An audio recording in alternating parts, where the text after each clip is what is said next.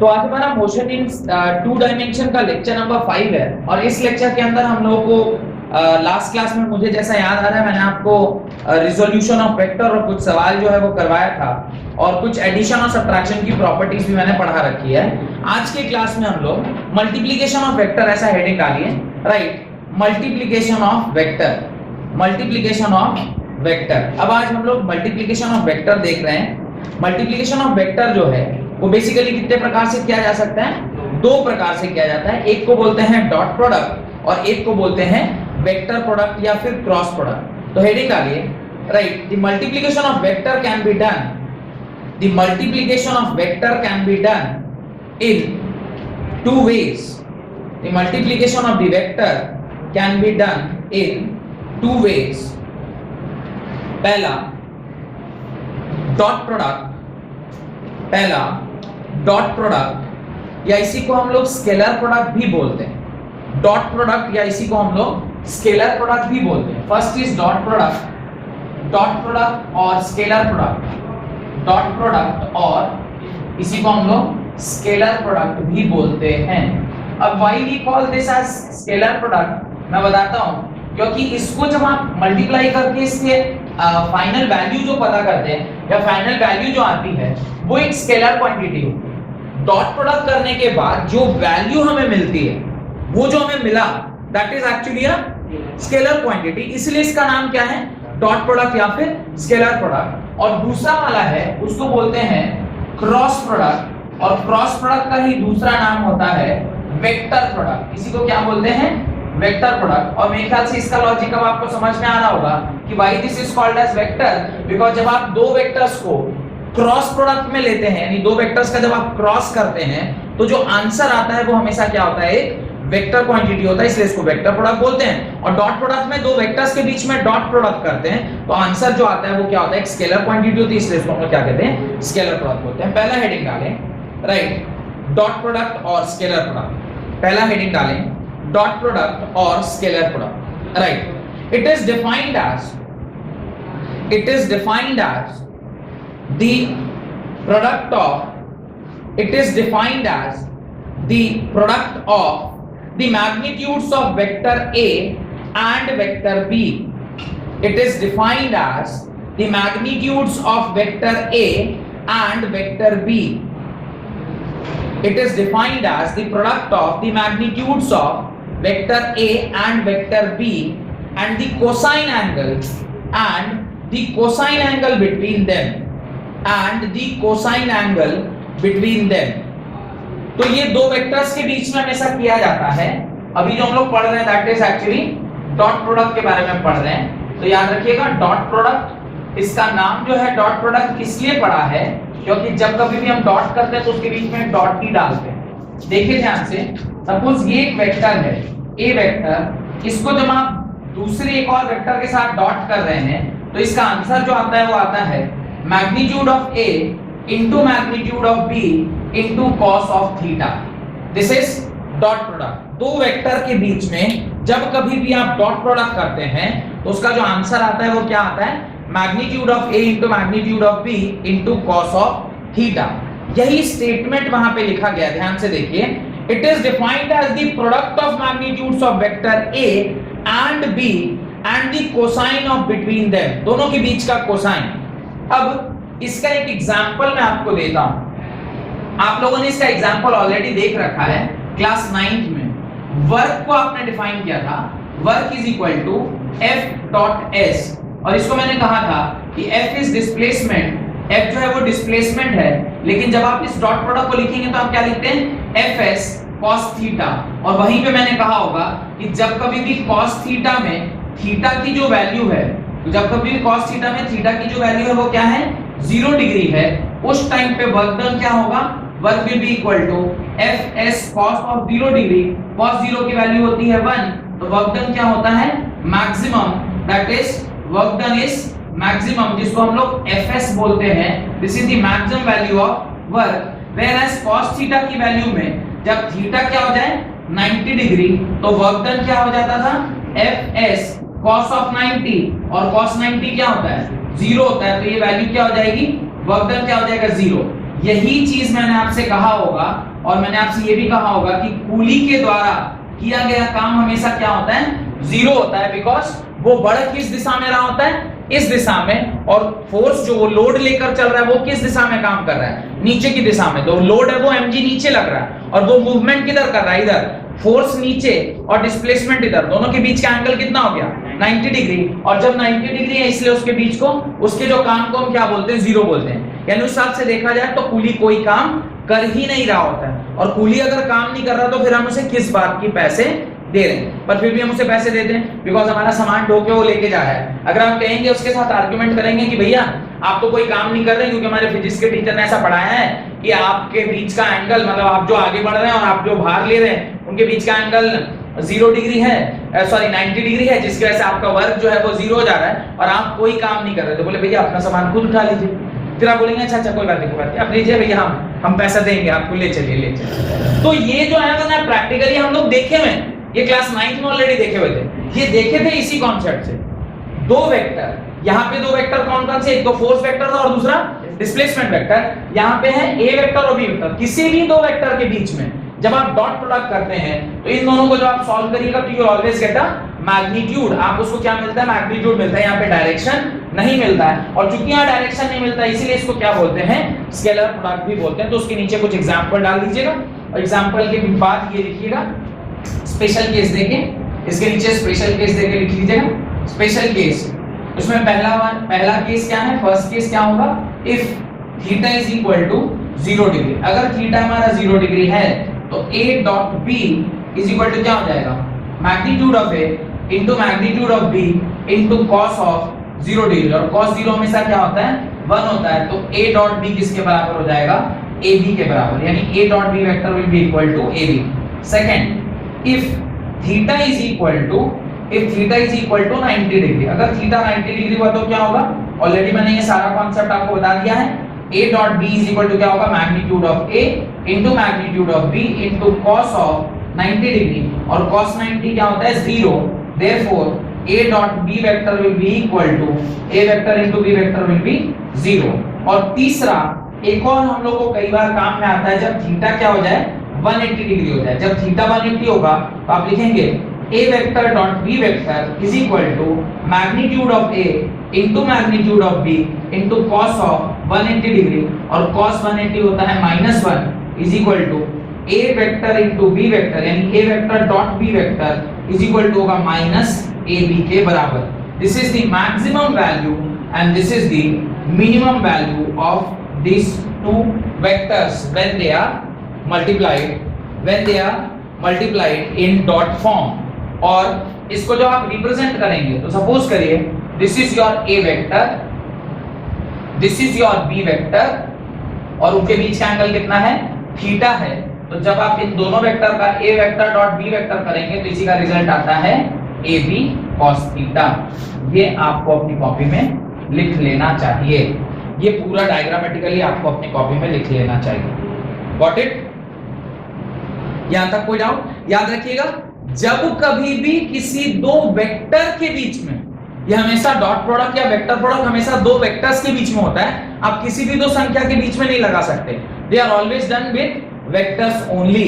लिखें उसके नीचे, राइट, उसके नीचे लिखें इट इज डिफाइंड एज, अगर यहां तक सारा लिख लिया है जो भी बोर्ड पर लिखा हुआ है ये एग्जांपल के साथ, तो लिखें it is defined as, dot product का डेफिनेशन बोल रहा है, it is defined as the product of magnitude of one vector and the product of magnitude of one vector and the magnitude of component of other vector.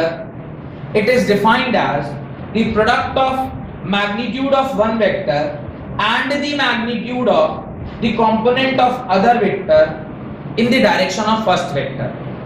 It is defined as the product of magnitude of one vector and the magnitude of component of other vector in the direction of first vector.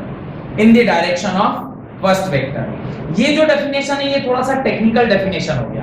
क्या technicality है इसके अंदर मैं भी समझाता हूं आपको।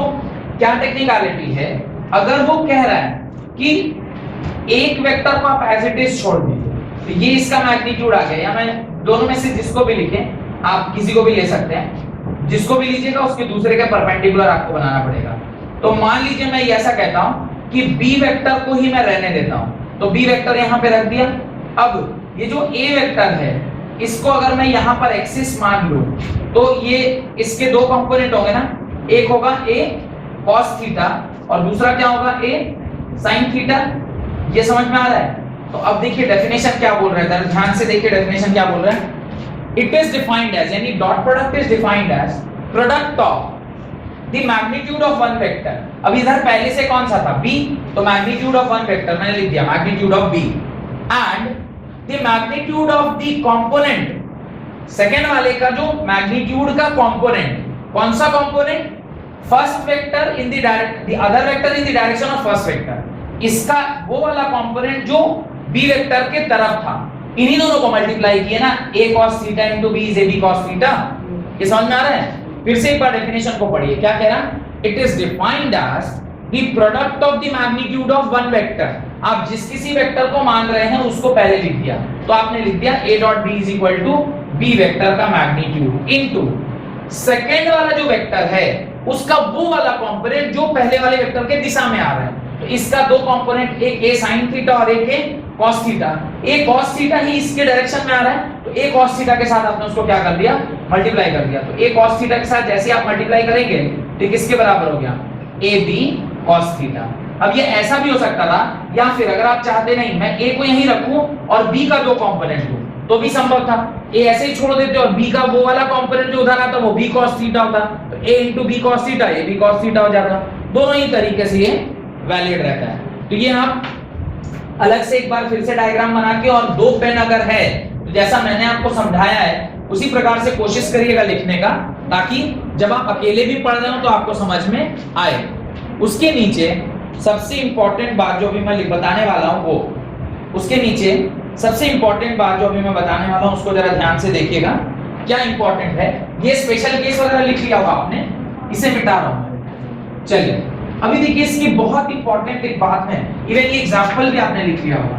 तो इन सब चीजों को छोड़कर बाकी सारी चीजें बोर्ड पर एज इट इज लिखी हुई हैं, जरा सा ध्यान दीजिएगा कि क्या भी मैं बोलने जा रहा हूं। सपोज करिए एक वेक्टर, ए वेक्टर को मैं लिख रहा हूं a1 i cap plus b2 j cap plus b1 j cap plus c1 k cap.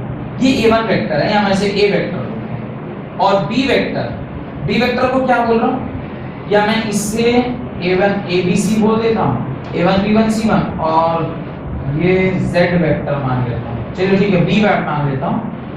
एक मिनट, a1 b1 नहीं मान के ऐसा मानते हैं, इसको a1 a2 a3 कर लेते हैं। This is a1 a2 and this is a3। ये एक वेक्टर है, और b वेक्टर को लिखता हूं b1 i cap plus b2 j cap plus b3 k cap. abc ऐसे i वेक्टर, i कैप मतलब x एक्सिस में उसका मैग्नीट्यूड कितना है a1, j cap means y axis में उसका मैग्नीट्यूड कितना है a2, और k कैप z एक्सिस में उसका मैग्नीट्यूड कितना है इतना। अब अगर मेरे को कोई बोल रहा है कि आप a vector dot b vector निकालिए, क्या बोल रहे हैं, a vector dot b vector आप कैलकुलेट करके दिखाइए। अभी a vector dot b vector अगर निकालूं, मैं a वेक्टर को एज इट इज लिख देता हूं a1 i cap plus a2 j cap plus a3 k cap, ये इधर लिख दिया, और बीच में एज इट इज जैसे डॉट डाला हुआ है वैसे ही डॉट डाल देता हूं। अब मैं इसकी बात जो लिखा था मैंने उसे मिटा रहा हूं, ये सब मिटा रहा हूं, वो कि अभी तक आप लोगों ने लिख लिया होगा इसे, ये मिटा रहा हूं। अब जरा देखिए, अभी मैं b वेक्टर को क्या लिखूंगा, b1 i cap plus b2 j cap plus b3 k cap. अब ये वेक्टर जो होते हैं वो डिस्ट्रीब्यूटिव होते हैं, मैंने आपको पढ़ाया था। एडिशन करना या सब्ट्रैक्शन नहीं होता, पर एडिशन क्या होता है, डिस्ट्रीब्यूटिव होता है। अब मैं इसको डिस्ट्रीब्यूट कर रहा हूं, डिस्ट्रीब्यूट करूंगा तो क्या लिखूंगा, देखिए a1 i cap into b1 i cap plus b2 j cap plus b3 k cap लिखूंगा क्या। सेकंड क्या है a2 j कैप, इसको भी फिर इसके साथ मल्टीप्लाई करना होगा ना, ऐसा आप लोग करे हुए हैं अलजेब्रा में, आप ऐसे ही करते हैं अलजेब्रा में, फर्स्ट को सेकंड के साथ, फिर सेकंड को पूरे सेकंड टर्म के साथ, और फिर थर्ड को पूरे सेकंड टर्म के साथ। ये सेकंड आ गया, और फिर तीसरा लिखेंगे, क्या लिखेंगे, A3 K कैप, इसको भी किसके साथ डॉट करेंगे, B1 I cap plus B2 J cap plus B3 K cap, इसके साथ आप इसको क्या कर देंगे, इस प्रकार से लिखेंगे। यहां तक कोई डाउट है तो पूछिए, इस स्टेप तक कोई डाउट है? अब जरा ध्यान से देखिएगा जो मैं अभी साइड में लिख रहा हूं, I को डॉट करेंगे अगर I के साथ, इसका क्या मतलब होता है, इसका मतलब होता है 1 into 1 into cos of 0 degree.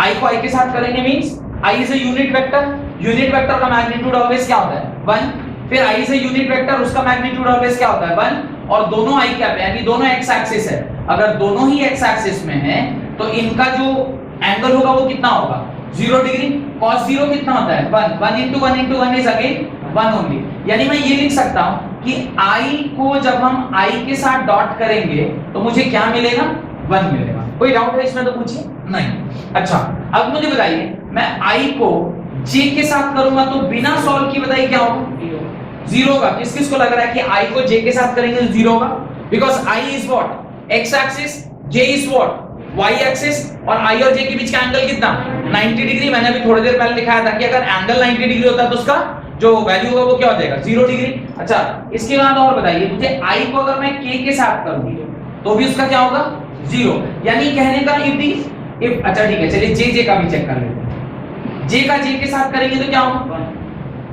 Again J ऊपर ये भी ऊपर, तो दोनों का मैग्नीट्यूड 1 into 1, और इंटू दोनों के बीच का एंगल कितना 0, तो ये भी क्या हो गया 1, 1 into 1 into 1 इज 1 हो गया, तो ये J 1 हो गया। अच्छा अभी मैं J के साथ किसी का भी करूं, J के साथ I का करूंगा तो 0, J के साथ K का करूंगा तो 0, यानी मुझे ये समझ में आ रहा है कि जब दोनों वेक्टर क्या होते हैं सेम होते हैं, जब दोनों वेक्टर क्या है सेम है, तब इनकी वैल्यू क्या होती है 1 होती है। अगर किसी एक को भी आप उल्टा पुल्टा कर देना तो उसकी वैल्यू क्या हो जाती है 0।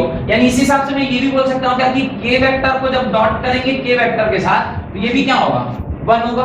कोई दिक्कत? अब जरा ध्यान से इस एक्सप्रेशन को आइए, ये सारा डॉट है, I का I के साथ करेंगे तो कुछ मिलेगा, पर I का J के साथ मिलेगा क्या, I का K के साथ मिलेगा नहीं। यानी इसको सॉल्व करेंगे तो पहला टर्म आप क्या लिखेंगे, first term you will write this A1 B1 I into I is 1, तो ये खत्म हो गया, बाकी सब 0, इसलिए मैं और कुछ लिख नहीं रहा। फिर जरा देखिए J का I के साथ, J का J के साथ, J का K के साथ, यानी इन दोनों को फिर लिखूंगा तो सेकंड टर्म मेरा यहाँ क्या बन गया आएगा A2 B2, और फिर ये A3 का जब हम कर रहे हैं तो ये इसका साथ 0, ये इसके साथ 0, पर K का K के साथ 1, यानी थर्ड टर्म क्या आएगा A3 B3, और ये आपका A डॉट B का फाइनल आंसर क्या होगा, A dot B is equal to A1 B1 plus A2 B2 plus A3 B3, ये आपका फाइनल आंसर हो गया। यानी डॉट प्रोडक्ट करते वक्त बस इतना ही ध्यान रखना है कि जो दोनों वेक्टर दिए गए हैं उसमें I का I के साथ 1, J का J के साथ 1, K का K के साथ 1। और ज्यादा क्लैरिटी आएगी जब भी मैं एक एग्जांपल इसके ऊपर आपको करवाऊंगा तो और ज्यादा अच्छे से आपको समझ में आएगा। क्वेश्चन लिखिए, सॉरी ये लिखिए, उसके नीचे लिखिए प्रॉपर्टीज ऑफ, ये लिख लिया पूरा, यहां से यहां तक लिखिए, लिखिए इसके नीचे आप लिखें properties of dot product, right, properties of dot product. ये मेरे ख्याल से मल्टीप्लिकेशन आपको समझ में आया होगा, और ज्यादा अच्छा समझ में आएगा जब मैं इसके ऊपर एक एग्जांपल आपको करवा दूंगा। लेकिन properties of dot product, A dot A always A square होता है, पहला प्रॉपर्टी है A dot A is equal to A square. A vector को जब आप A वेक्टर से मल्टीप्लाई करते हैं तो वो हमेशा किसके बराबर होता है A स्क्वायर के बराबर होगा भी। भाई A वेक्टर को जब आप उसी वेक्टर को J को J से किया था तो क्या आया था 1 आया था, because J cap into J cap was 1 because they were unit vector. लेकिन यहाँ तो ये यूनिट वेक्टर नहीं है, यहाँ पे ये क्या है वेक्टर्स हैं, तो अभी इसका मैग्नीट्यूड क्या होगा, इसका इसको अगर लिखेंगे तो क्या लिखेंगे, इसको लिखेंगे magnitude of A into magnitude of A into cos of 0 degree. cos 0 degree क्या होता है 1, मैग्नीट्यूड इनटू मैग्नीट्यूड इस A स्क्वायर के बराबर ही होगा। A vector dot A vector is equal to किसके बराबर A स्क्वायर के बराबर। ये property number 1। Second property A dot B is equal to B dot A। A को जब आप बी के साथ डॉट कर रहे हैं तो जो मिल रहा है वो बी को ए के साथ डॉट करेंगे तो भी वही मिलेगा। A dot B is equal to B dot A. कैसे समझ में आया? देखिए सेकंड प्रॉपर्टी है A dot B is equal to B dot A. देखिए बात देखिए, magnitude of A into magnitude of B into cos of the angle between A and B. इधर क्या लिखेंगे? Magnitude of B into magnitude of A into angle between B and A और B के बीच का angle या B और ए के बीच का एंगल। बात देखिए, ये भी क्या होगा? ए बी cos थीटा, ये भी क्या होगा? A B cos theta. इस प्रकार से दोनों तरफ LHS और RHS क्या हो गया? बराबर हो गया। Hence this is prove. Next third property, A dot B plus C is equal to A plus B, sorry A dot B plus A dot C, distributive property. इसका डॉट इसके साथ, ये ए, इन दोनों को प्लस करके डॉट करिए या dot करके प्लस करिए, बात एक ही है। यही तो अभी थोड़ी देर पहले हम लोगों ने किया था, इसी प्रॉपर्टी को यूज करके ही मैंने अभी वो प्रूफ करके आपको दिखाया था। नेक्स्ट, तीन चीजों का डॉट अगर आप करते हैं, property number 4, C dot A dot B will be exactly equal to A dot B dot C। यानी आप पहले किसी दो का डॉट करके और जो आया फिर उसको इसके साथ डॉट करिए, या फिर पहले किसी दो को डॉट कर लीजिए और बाकी एक को बाद में रखिए, बाद एक ही आएगा। रीजन क्या है वो देखिए। अभी अगर मैं इसे सॉल्व करूं, मैं क्या लिखूंगा? C vector dot A vector को क्या लिखूंगा? A vector into B vector into cos of theta, जो इनके बीच का एंगल होगा। अच्छा, इसके साथ जब मैं इसका डॉट करूंगा, मैं लिखूंगा सी का मैग्नीट्यूड इंटू ए का मैग्नीट्यूड इंटू बी का मैग्नीट्यूड इंटू कॉस थीटा, और इन दोनों के बीच का जो एंगल होगा उसे मैं सपोज करके कॉस फाई बोल रहा हूं। तो ये इस तरफ आया, ये किधर आया? लेफ्ट हैंड साइड में। इधर भी वही आएगा। अब बी और सी के बीच का जो एंगल है, जो ए और बी के बीच का एंगल और जो आया उस दोनों के बीच का एंगल, दोनों का एंगल सेम ही होगा। यहाँ पे भी आप लिखोगे magnitude of A into magnitude of B into magnitude of C into cos theta into cos phi. तो दोनों तरफ जो है वो एग्जैक्टली क्या रहने वाला है? सेम रहने वाला है। तो ये भी उसकी एक प्रॉपर्टी है, जो आप पहले किसी को वेक्टर करिए फिर उसके फाइनल क्या ऐसे दोनों को, या फिर इसको थोड़ा सा मैं सही करके लिखना चाहता हूँ, एक मिनट रुकिए, मैं इसको दोनों में थोड़ा सा गड़बड़ हो गया। ये देखिए, ये ऐसे लिखिए क्योंकि एंगल भी सेट होना चाहिए। सी डॉट ए जो आया उसको आप बी के साथ करिए, या फिर ए डॉट बी करके उसको सी के साथ करिए। ए डॉट बी को, ए वेक्टर डॉट बी वेक्टर को जो आया उसको बी के साथ, इसको सी के साथ। बात देखिए, दोनों से जो रिजल्ट आएगा वो 100% सेम आएगा। डन। एक लास्ट प्रॉपर्टी, क्योंकि प्रॉपर्टी नंबर 5 है, वो क्या है? जो ऑलरेडी मैंने ऊपर वहां लिखवाया हुआ है। आई को जब आप आई के साथ करते हैं डॉट, जे को जब आप जे के साथ डॉट करते हैं, और के को जब आप के के साथ डॉट करते हैं, तो इसका रिजल्ट क्या होता है? 1। और आई का जे के साथ, या फिर आई का के साथ, या फिर जे का आई के साथ, या फिर जे का के साथ, या फिर के का आई के साथ, के का आई के साथ, या फिर के का जे के साथ, ये सब क्या होता है? 0 होता है। तो ये 5 प्रॉपर्टीज आपको क्या रखनी चाहिए? ध्यान रखनी चाहिए in order to solve this particular question. Got it? ये इससे रिलेटेड कोई भी सवाल करने के लिए इतना आपको पता होना चाहिए। क्वेश्चन लिखिए, determine the angle phi between two vectors. Determine angle phi between two vectors, जहां पे दोनों वेक्टर क्या है? A vector is equal to 3i cap minus 4j cap, 3i cap minus 4j cap, और बी वेक्टर जो है वो है 2i cap minus 3k cap. 2i cap minus 3k cap. ये इस प्रकार से a और b वेक्टर आपको दिए गए हैं। ये दो वेक्टर है जिनके बीच का एंगल आपको क्या करना है, निकालना है। ठीक है, ये सारी प्रॉपर्टीज ऑलरेडी आप लिख चुके हैं। इसको आपको सॉल्व करना है और बताना है कि क्या आंसर आएगा, what will be the angle between. आपको एग्जैक्ट एंगल बताने की आवश्यकता नहीं है, आप कॉस इनवर्स या टैन इनवर्स के टर्म्स में भी आंसर बता सकते हैं। इतना आपको करना है। डन, सॉल्व कीजिए और मुझे बताइए क्या आंसर आ रहा है। चलिए इस सवाल को हम लोग सॉल्व करते हैं और डिटरमाइन द एंगल। आपको फाई निकालना है इन दोनों के बीच में, तो क्या करना होगा और कैसे करेंगे वो अभी देखते हैं। और बहुत ही सरल सा क्वेश्चन है, पता नहीं आप लोगों से क्यों नहीं बना। देखिए, आप सबसे पहले ए वेक्टर को लिखिए, that is 3i cap minus 4j cap, और बी वेक्टर को देखिए, B vector is equal to 2i cap minus 3k cap. यही दोनों वेक्टर दिया ना, if I am not wrong, अगर पूरा सही से देखा जाए यही लिखा हुआ है। अब जरा ध्यान से देखिए, आप जब कभी भी डॉट प्रोडक्ट का फॉर्मूला लगाते हैं, a vector dot b vector is equal to ab cos theta, यहां पर वो फाई बोल रहा है तो आपको यही निकालना है। ये निकालने के लिए you must know what is the dot product and you also should know the value, that is the magnitude of a and b।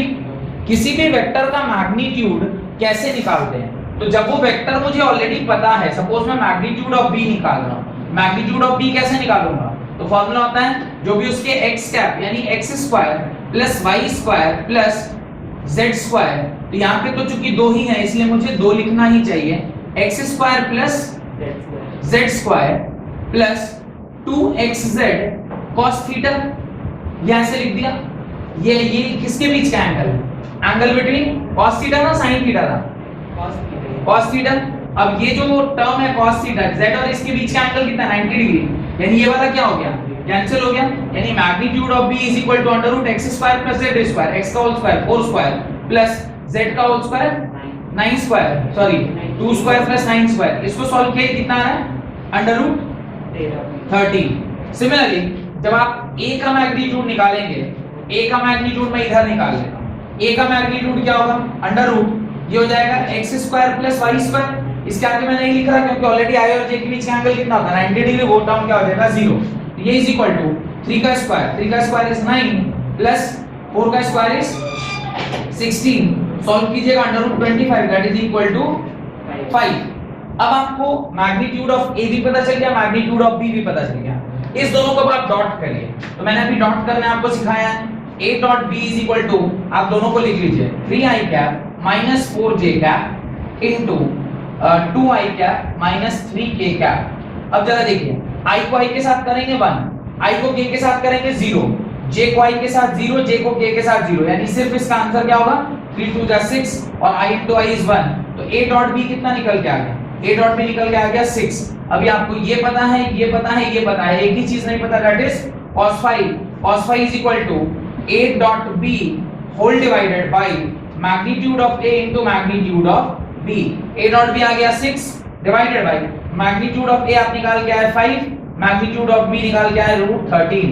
इसको सॉल्व किया, क्या आ रहा है मुझे बताइए, what you are getting after solving this.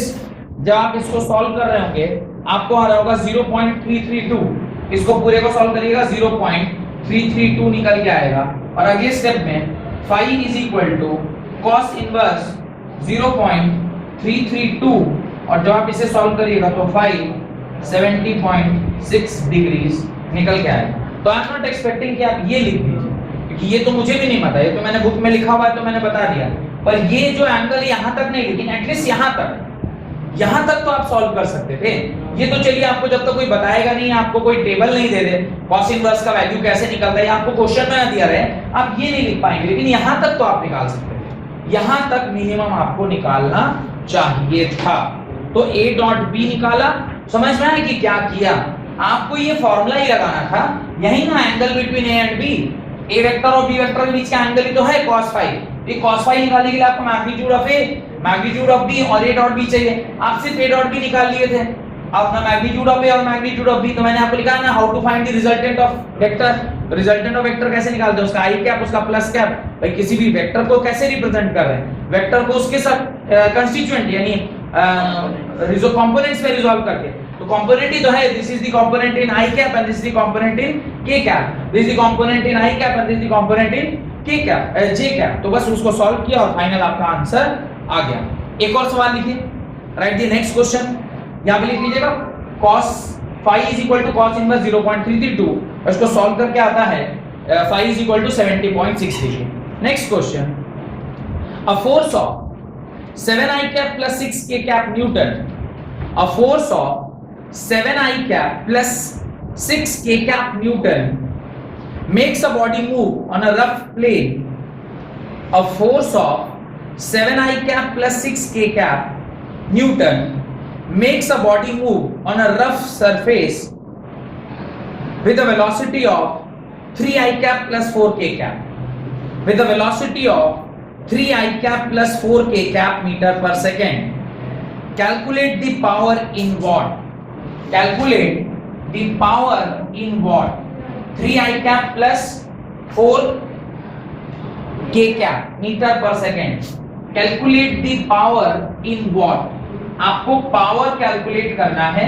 आपको force vector दिया हुआ है और कौन सा वेक्टर दिया हुआ है, आपको force vector and velocity vector. अब देखिए फोर्स वेक्टर F दिया हुआ है, F वेक्टर किसके बराबर है बताइए जरा। F vector is equal to 7i cap plus 6k cap, ये आपका फोर्स वेक्टर है। और दूसरा वेक्टर कौन सा था, वेलोसिटी वेक्टर। वेलोसिटी वेक्टर क्या दिया हुआ है, वेलोसिटी वेक्टर दिया है 3i cap plus 4k cap, ये दोनों वेक्टर दिए हुए हैं। आपको ये दिया हुआ है न्यूटन में, this is in terms of newton and this is metre per second या मीटर सेकंड इनवर्स। आपको बोल रहा है पावर निकालो। पावर इज इक्वल टू होता है F डॉट V, ये अभी मैं आपको बता रहा हूं। पावर क्या होता है, F डॉट V होता है। बस इन दोनों का डॉट प्रोडक्ट करना है, दोनों वेक्टर को लिखिए और डॉट कर दीजिए। 7i cap plus 6k cap bracket dot product 3i cap plus 4k cap, दोनों को डॉट करिए। i का i के साथ ठीक है, i का k के साथ 0, k का i के साथ खत्म, k का k के साथ होगा, तो 7 या 21 प्लस 6 4 जा 24। इसको सॉल्व करिएगा कितना आएगा 45, और 45 watt will be your answer. तो पावर कितना निकल के आ गया 45 watt. This will be your answer to this particular question. समझ में आ रहा है कि किस प्रकार से जब डायरेक्टली वेक्टर दिया है तो कैसे निकालते हैं, अगर इनके बीच का एंगल बोलता तो कैसे निकालते हैं। अच्छा अगर अभी मैं यही इसी सवाल में आपसे पूछ लूं, find the angle between force vector and velocity vector. 45/5 root 85 cos inverse. cos inverse 45/5 root 85। तो ये तुरंत से आप निकाल सकते हैं। कैसे निकालेंगे, आप इन दोनों का पहले मैग्नीट्यूड निकालते हैं। तो फोर्स वेक्टर क्या होगा, फोर्स वेक्टर होगा अंडर रूट 7 का होल स्क्वायर 49 प्लस 6 का होल स्क्वायर इज 36। सिमिलरली आप वेलोसिटी वेक्टर का भी वो निकालते हैं मैग्नीट्यूड, ये आता 3 का होल स्क्वायर प्लस 4 का होल स्क्वायर। इसको सॉल्व कीजिएगा, दिस इज 15 का 5 हाथ में बचा 1 और ये हो जाएगा 18 रूट 85 और ये आ जाएगा रूट 25। इसको सॉल्व करिएगा आएगा 5 और इसको एज इट इज छोड़ दीजिए। अब आपको बोल रहा है cos theta is equal to होता है a vector dot b vector whole divided by magnitude of a into magnitude of b। a dot b कितना आया 45 whole divided by root 85 into 5, ये एक बार में 9 बार में, यानी cos theta is equal to 9 by root 85। इसको सॉल्व कर लीजिएगा, थीटा इज इक्वल टू आएगा cos इनवर्स 9 बाय रूट 85 और ये आपका क्या हो जाएगा आंसर। तो अगर इसी सवाल में आपसे कोई पूछ लेता कि बताओ इस दोनों वेक्टर्स के बीच का एंगल क्या है, तो आप बड़ी आसानी से उसको निकाल सकते थे। Got it? यहां तक कोई डाउट है तो बोलिए। हेडिंग डालिए वेक्टर प्रोडक्ट और कॉस्ट प्रोडक्ट, वेक्टर प्रोडक्ट और कॉस्ट प्रोडक्ट। अगली क्लास में हम लोग स्टार्ट करेंगे वेक्टर प्रोडक्ट और डॉट प्रोडक्ट। बहुत बहुत धन्यवाद आज की